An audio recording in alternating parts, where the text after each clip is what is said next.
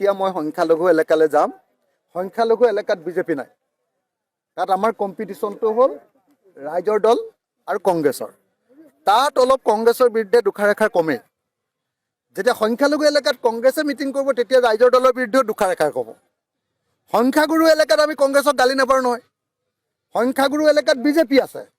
তাত আমাৰ পূৰা বিজেপিৰ বিৰুদ্ধে শত্ৰুতা আৰু য'ত সংখ্যালঘু এলেকা আছে তাত বিজেপি নায়েই জিৰ' য'ত বিজেপি নাই তাত আমাৰ ককাই ভাইৰ মাজত এটা কম্পিটিশ্যন আছে কংগ্ৰেছ আৰু আমাৰ মাজত কম্পিটিশ্যন আছে গতিকে কংগ্ৰেছেও এবাৰ মোক খুট মাৰি দিয়ে ময়ো এবাৰ খুট মাৰি দিওঁ এইটো আমাৰ থাকিব সেইটো আপোনালোকে ইমান বেয়া পাব নালাগে নহয় কংগ্ৰেছৰ বিৰুদ্ধে ৰাইজৰ দলে প্ৰচাৰটো নকৰেই বৰং কংগ্ৰেছৰ হৈ ৰাইজৰ দলে প্ৰচাৰ কৰিব আৰু আপোনালোকে মনত ৰাখক যে এইবাৰ কংগ্ৰেছ দলৰ আটাইতকৈ ডাঙৰ ষ্টাৰ কেম্পেইনাৰ মই অখিল গগৈয়ে হ'ম আজি সংখ্যালঘু এলেকাত যদি ক'ৰবাত এজন সংখ্যালঘু মানুহে কংগ্ৰেছক বেয়াও পাইছে সেই সংখ্যালঘু মানুহক বুজাই বঢ়ায় আৰু উজনি অসমৰ সংখ্যাগুৰু এলেকাত য'ত কংগ্ৰেছৰ স্থিতি দুৰ্বল হৈ আছে সেই